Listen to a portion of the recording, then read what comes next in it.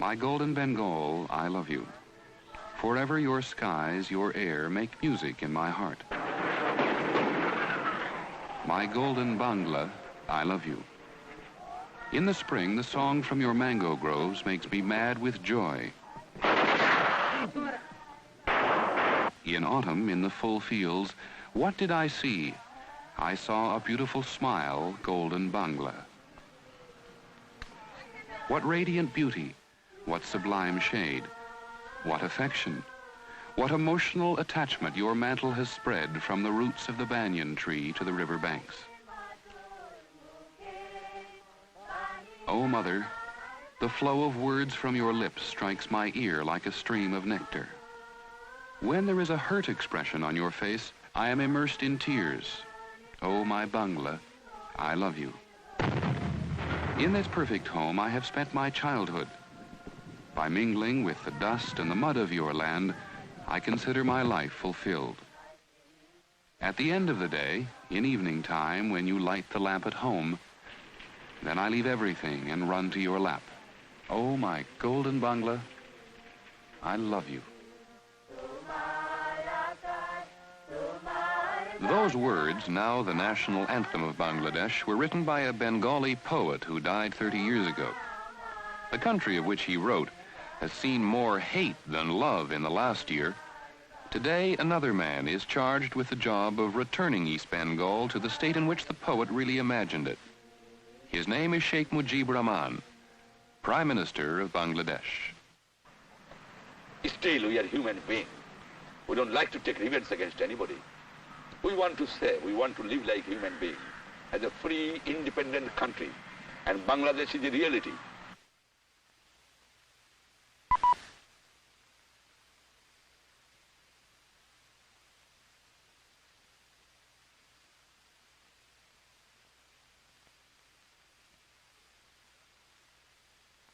We don't believe in revenge.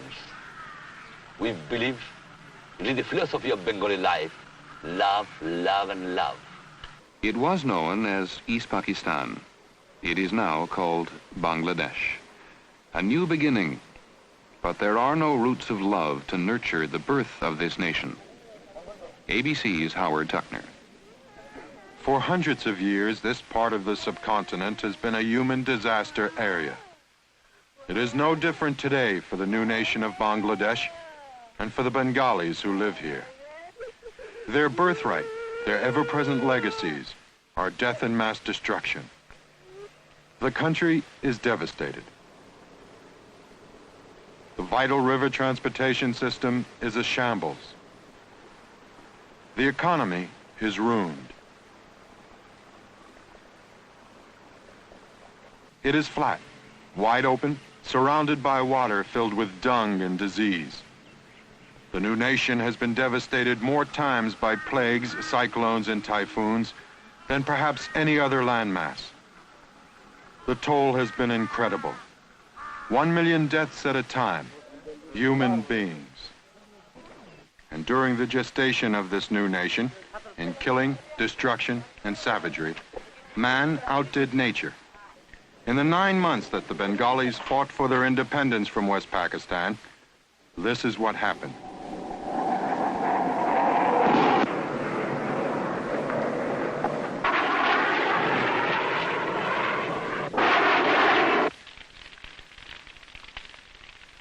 Pakistani forces and Bengalis supporting the Pakistanis massacred Bengali civilians.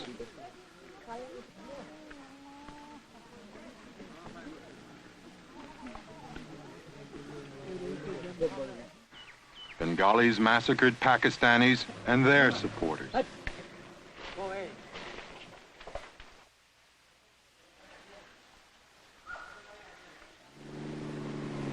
The Indian Army and Air Force came in on the side of the Bengalis. There was more death and destruction.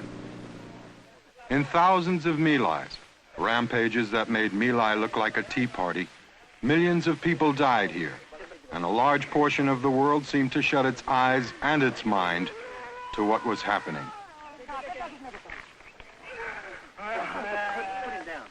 Perhaps it was the civilized mind's inability, as with Biafra, to comprehend such staggering numbers of civilian dead.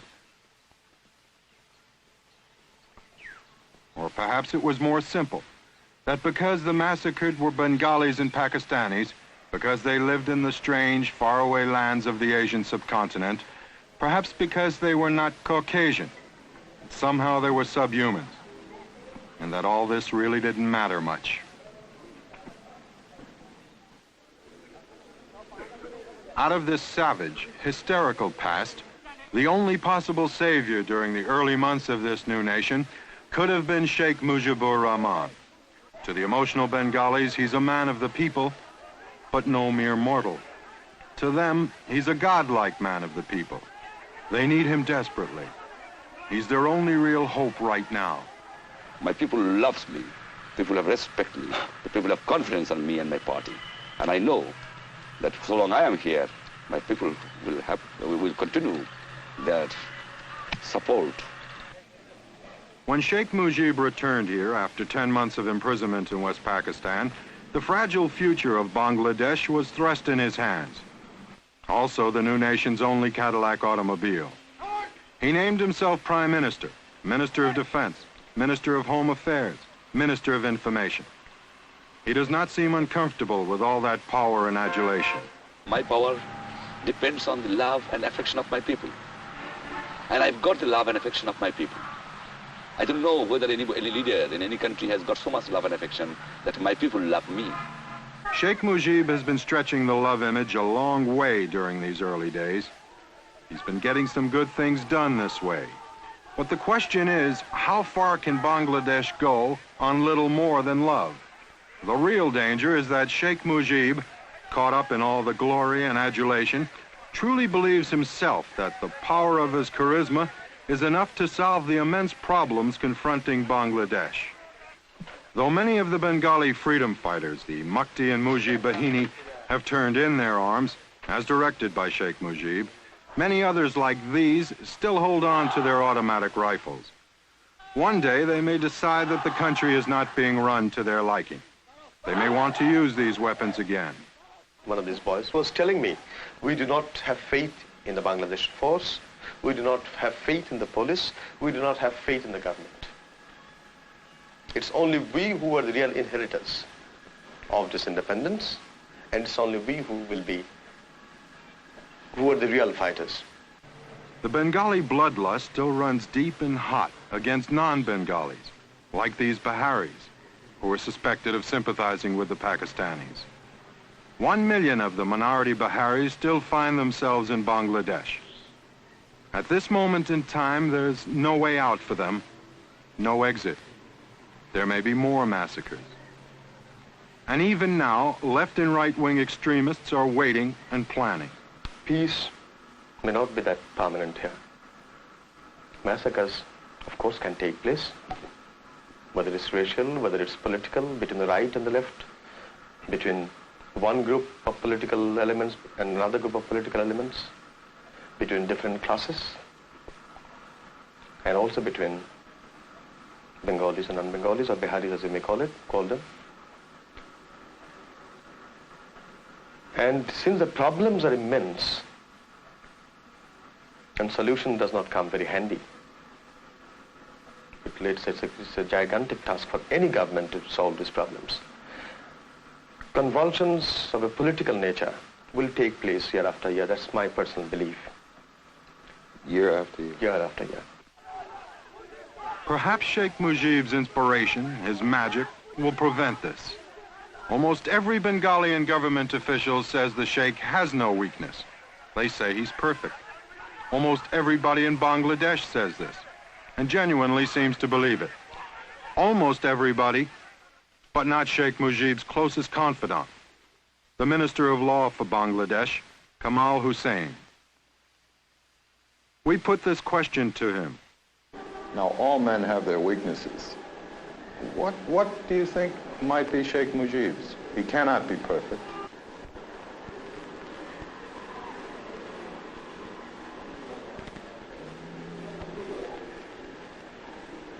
Well, I don't know. I think you might say that perhaps in his if optimism is a weakness, you might say that, he is an optimist. He always expects things to work out. He has an enormous faith in the capacity of, the people to do things. And sometimes, this kind of optimism may mean that you may have put more faith than a situation demands, and this may lead to certain disappointments.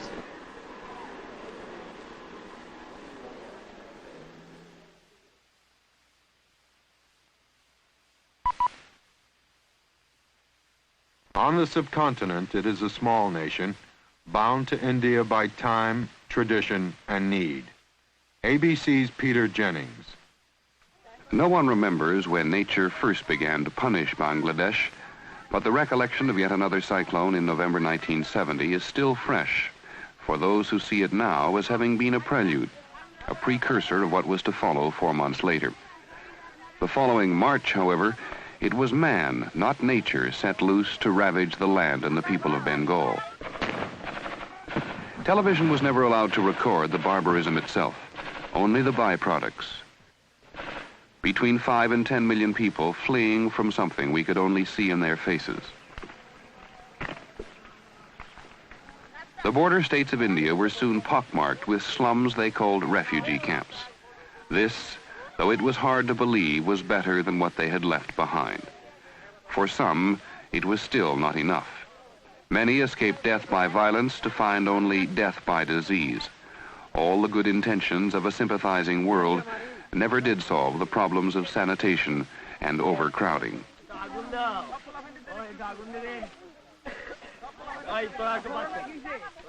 A few months later, we could see for ourselves what these people had escaped. We began to understand what they had told us with their eyes. Those of them who became guerrillas had fought for many months. The Indian Army had fought officially for 13 days. Then it was over. Bengal was beautiful again. For many, more beautiful than it had ever been before. It is presumptuous and no doubt impossible to attempt judgment of this nation at such an early date. Yet this is not a nation just emerging from the drawing board, but a timeless piece of land on which more than 65 million people hope not only to survive, but to prosper. And suddenly, the people were going home. Many had walked 3 weeks to escape the terror of the past. Now they were to return on a journey which seemed shorter. The Indian government had spent $450 million on their care. The sooner they left, the sooner India would lighten the present burden on her shoulders.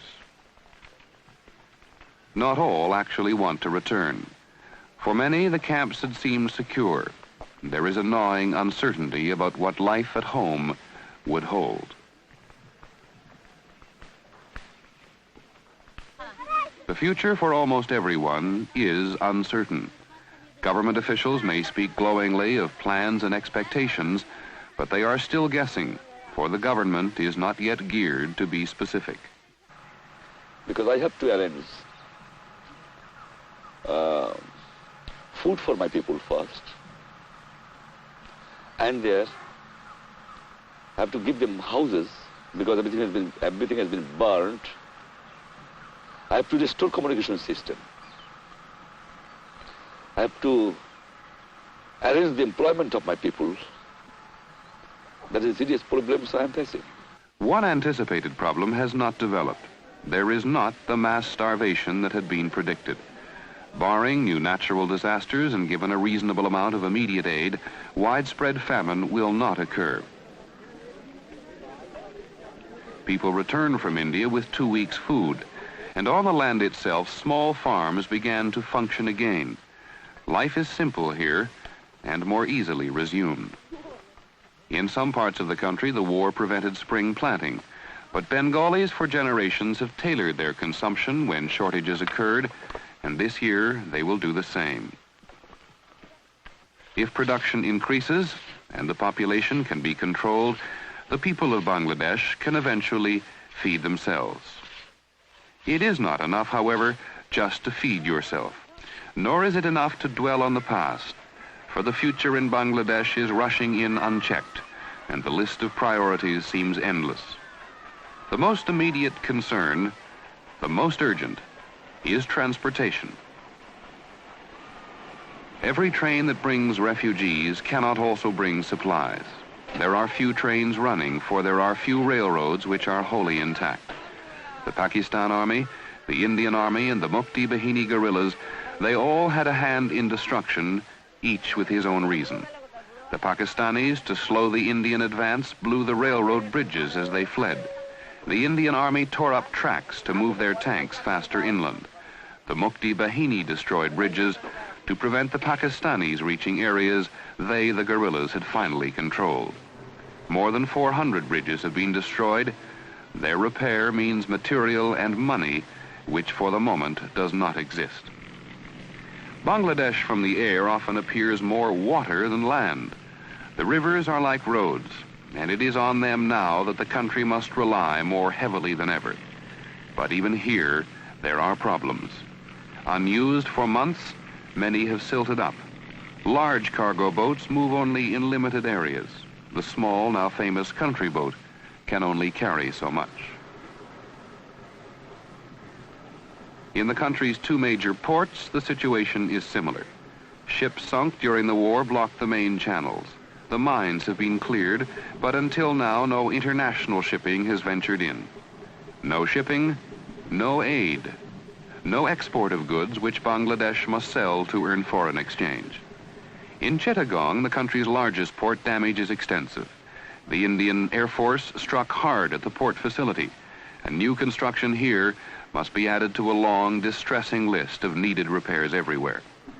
Chittagong is a stark example of Bangladesh's long-term problem, for even if the port were ready to run, it is doubtful if it could function fully. The skilled jobs here, as with transportation, as with industry, were handled by non-Bengalis. They were from West Pakistan, or they were the now hated Biharis. Having chosen the side of the Pakistan Army, they are no longer welcome. They are the new pariahs in the new society. Sheikh Mujib maintains with angry naivete that if his people can fight a war, they can run a country. The reality of running a crane or piloting a ship has not yet seeped through the national euphoria. From this port at Chalna must soon begin to flow the country's principal export of jute. Here again, the channels are blocked, the rivers silted up. Bangladesh is rich in jute, the golden crop for rope and burlap. It is on jute that the economy will largely rely. Europeans have agreed to buy everything the country can produce, but at the moment the mills are hardly running. Some are closed altogether, others working at half speed and thereby half production. Here again, non-Bengalis had provided the talent. They no longer work. Here again, even if you produce, you must ship. And remember the transportation crisis. It is still a matter of guesswork how much jute can be produced or how much the world will need. It is not guessing to know that without its earning power, the need for aid will increase. Even so, Sheikh Mujib talks somewhat naively about his country's potential. I have very good exportable commodities like jute, like tea, like hygiene schemes, fish. I have forest goods. I can export many things. I can earn huge amount of foreign exchange. But these people have destroyed. I have to reorganize it and start working for that. The Russians have promised massive aid, and so have the Indians. But Indian economists shudder at the figures. $2 billion annually for 5 years, they guess, must come from a country with shortages of its own. Yet more than any other country, it is India which must ensure the viability of the new and partly Indian-created neighbor. 2 billion, 5 billion, 10. With Bangladesh barely a month old, the figures for the future are as unreliable as those for the past. No one really knows how many refugees, how many dead, how many raped. Nor do they know what they need for the future, only that they need. What is evident is that the country is bankrupt in everything but spirit, and the spirit, for the moment at least, seems to make everything possible. I'll be able to do it because my people who can give their life for their liberation, they will cooperate. And people cooperation is the most important thing. And you have seen that everybody in this country is cooperating with me. Soon enough, the freedom will require a back-breaking commitment. Bangladesh has a population denser even than India. Of 35 million acres suitable for cultivation, only 6 can be farmed this year. When 500,000 people were killed in a cyclone, their number was born again in 87 days. The economic stability for these people is the only thing that can guarantee their political stability. Without it, they risk anarchy, a new convulsion to shatter the subcontinent and send these people like tumbleweed, drifting into oblivion again. The United States was not the only superpower that found itself backing the losing side, morally and militarily, in the war that led to the creation of Bangladesh. Peking also had given its support to Pakistan, and like Washington, may have found itself frozen to its course when the Soviet Union signed a treaty of friendship with India last summer. During the past decade, United States policymakers have had little success in Asia. Now, here in the subcontinent, Washington's prestige and influence have declined sharply for having sided with its longtime ally, Pakistan, sparking anti-U.S. and pro-Soviet demonstrations. The U.S.-Pakistani relationship during the Indo-Pakistan War may have been reinforced by the part Pakistan played in helping Henry Kissinger arrange President Nixon's trip to China. So what Russia is concerned, they stood by us. They gave veto. They helped us. My friendship will continue.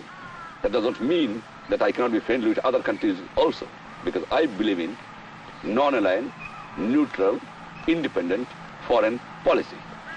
And I am not going to sell my freedom to anybody, whoever it might be.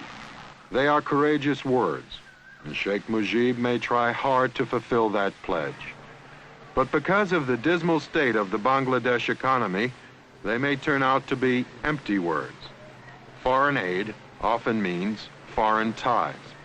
The Soviet Union already has recognized Bangladesh, has started sending in small amounts of food and material. Every day the Bengalis seem to owe more and more to the Soviets. United States leaders are not expected to recognize Bangladesh or to send aid for quite some time. They should have come forward, at least for the sake of humanity, to save my unfortunate people. Unarmed civilians were killed by the barbarous army of Pakistan. We expected, as a democratic nation, that the United States administration should have been protested, at least to say that don't do this at least for the sake of humanity. I am sorry.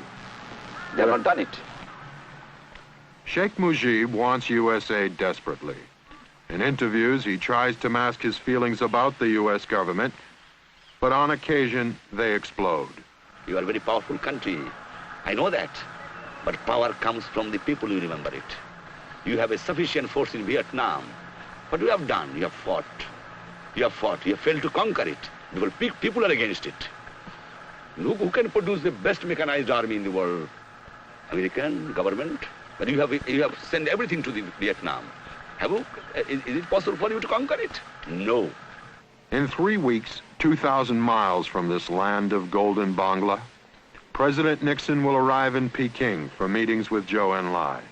The superpowers have many urgent matters to discuss. The future of Bangladesh and its people may not be high on the list of priority subjects, if Bangladesh is on the list at all. And when the Peking meetings end, they will still be here, waiting for the next cyclone, the next typhoon, the next massacre, and the next day of hope.